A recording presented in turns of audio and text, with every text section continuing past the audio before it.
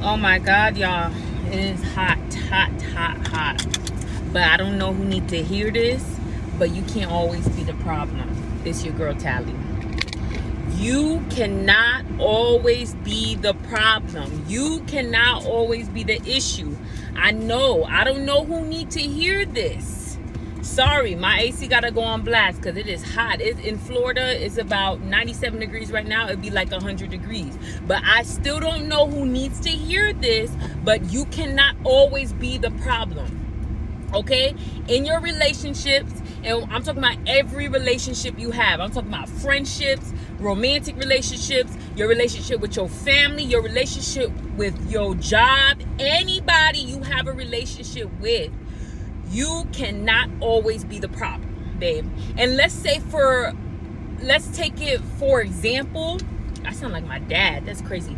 Anyways, for an example, let's say if you were the problem, like every issue, if you went down the line, and I gotta calm down too.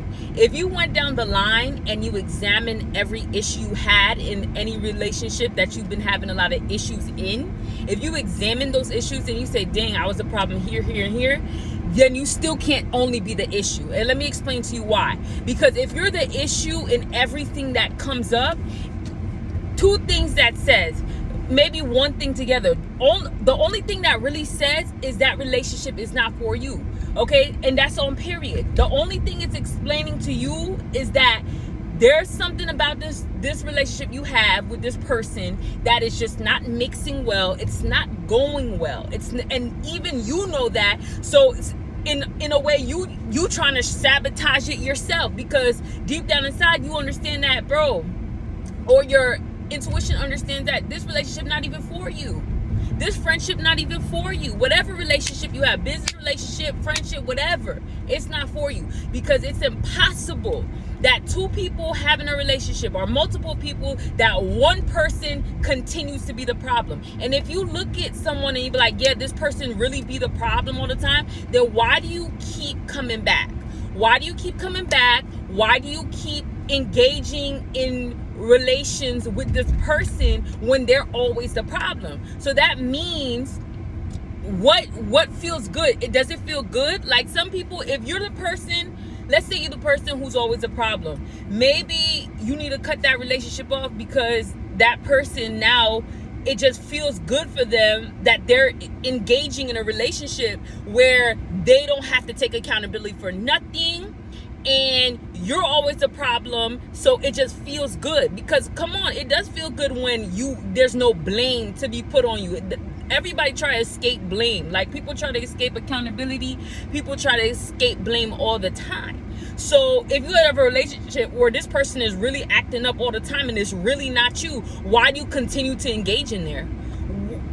You don't have a boundary. Why don't you have a boundary? Why don't you have a standard that says, okay, like, all right, I'm over this? Because it might just feel good to you. It might stroke your ego. It might boost your self-esteem to know that that person is the problem. So it keeps you from looking at other things in your life that you can work on, that you can fix. Okay? Because there's no way that someone's going to keep doing something over, or doing different things over and over to me, and I'm still going to be messing with that person as heavy as I used to mess with them. Okay? Because it's like, if you really always the issue, then we need some distance. All right? But what I'm trying to say in this video is, it's never that someone is always the problem. If you have friendships, if you have relationships where you always apologizing because it's always your fault, you need to break that up. You need to break that up, because nobody is ever always the issue. The issue is not always with you. And then you're going to put yourself in a space of always being the bad guy, always being the one who has to apologize and make things right. Like, and then this person has grown accustomed to not having to take accountability for anything. And if they do something, they don't even apologize for it, because you're the person who always has to be the apologetic person. You're always the one trying to make something right. And honestly, that strokes people's ego. If you the one in a relationship always trying to apologize, always trying to make things right, you just inadvertently which means like you not even trying. You just like devaluing yourself. You're devaluing yourself because relationships go through things. We're gonna go through things different times, different people. Either one or the other is gonna owe each other an apology. Now, you making this person like this big, you making this person this something in your life, like big in your life. You putting them on this kind of pedestal in your life when you are always the one apologizing. You are always the one to make things right. Like, who's this person? Is they your king? Is they your God? I'm sorry, I mix the hood with the prophet, baby. Some people don't appreciate that, but I love that. But anyways, is this person your God? Is this person your king? Is this your king? Like, no. Ooh, look at this. Look at me trying to, you heard my car brake. I don't like that though. What's going on? Anyways, this person is not your king. It's not your God. All right? So it's impossible for this person to be so perfect, okay, that they don't owe you nothing. Like, they don't owe you a modicum, which means a small amount, a decent amount of respect, where this person is able to see their wrongs at any time. You know, even a good friend, I tell you, because I've had some good friends. I still have some good friends. You know, when you do something to a good friend and it even may be your fault, even a friend who wants to be your friend, they're gonna still apologize for something. I don't know why. You could be apologizing for your behavior because you're like, okay, yeah, that was my bad. And this friend like, nah, no, my bad for this, my bad for that. That's a really good friend. That's a really good relationship because you're apologizing. They don't even have to apologize back to you about nothing because you recognize it's your fault. But this friend is such a good friend and they appreciate the relationship that they have with you so much that if there is anything that they did on their behalf, they want to apologize to you for that too. And this is not no fake apology because, okay, I'm not here for the fake apology. I'm not here for the apologize just because you think it's the right thing to do. I'm not here for that. I'm not here for the fake humble apology. You apologizing because you think that you being humble. That's okay, that's a pride in itself. You feel like you giving a fake apology because you feel like that's the right thing to do. I'm just not here for none of that. I'm talking about a really good friend who wants to be in relationship with you, who wants to enjoy your presence, who values you, who values being around you. That friend will apologize even if they didn't do nothing wrong. But there's a difference between, okay, you know, my bad, okay, no, I'm sorry about this too. Like, you both apologizing to each other, then you always the problem. These people always find blame with you and never look within, never look at themselves and be like, hey, maybe I'm doing this here, And you know what? It does take a big person to be able to admit that. Like, one of the most shocking things in my adult life to this day is how I see that people have trouble apologizing for real.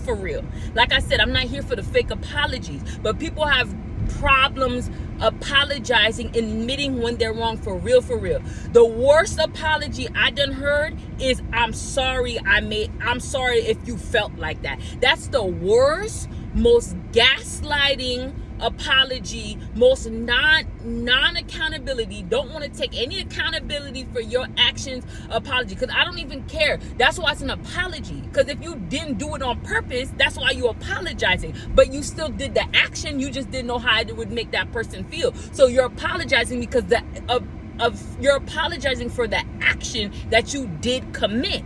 You understand? So that's why it's not, I'm sorry how I made you feel. I'm sorry because of the actions that I did, not how. I don't need you to apologize for how you made me feel. I'm gonna deal with that. How about that?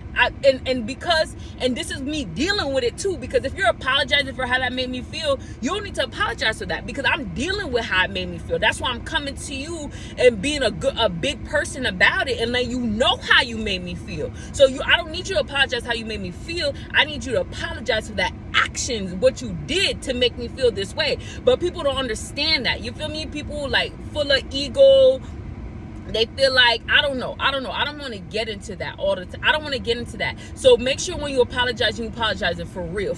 You feel me? God knows your heart.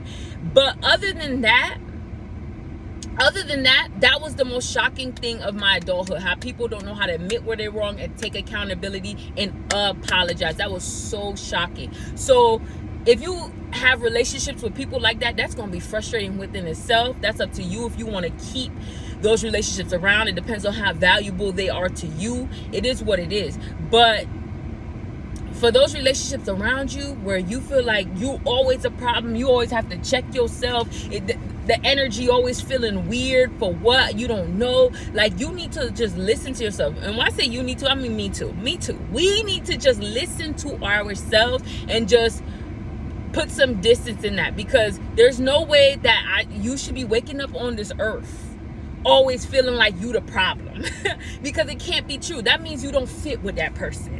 That means y'all don't fit. That means like this is not a relationship that God has poured out his blessing on. God has not blessed this relationship, baby, because you always the problem. In your romantic relationship, they ain't got nothing. They ain't got nothing to apologize about. In your friendship, they ain't got nothing to apologize about. And I already know, you see, when it comes to me, look at how I speak. Some people might call that aggressive. Some people might be like, too much, that's too aggressive, blah, blah, blah. Hey, bro, I could work on it. But I'm not, hey, listen, I could work on it. I'm trying to work on it too. And I was about to hit you with it's not what I mean. But if I made someone feel that way, I have to apologize for my actions too. So, hey, that's true. That's true. But what I'm saying is that, like, some people, when it comes to friends, if we do have a disagreement, they will magnify. Ooh, that's a good word.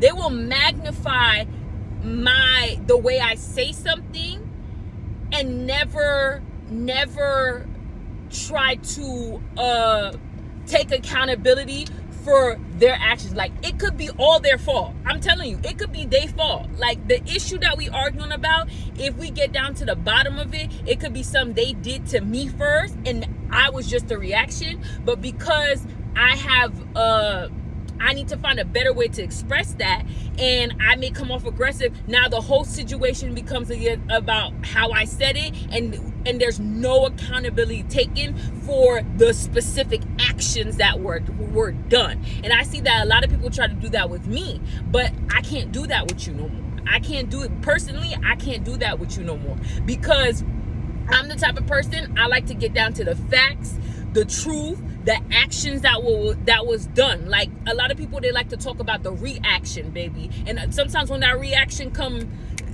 in a way that you don't like it make you feel some type of way. So you can't get over the reaction, but you never want to examine the initial action. That's the thing I see people like to do. But I can't do that no more, baby. I can't do that no more.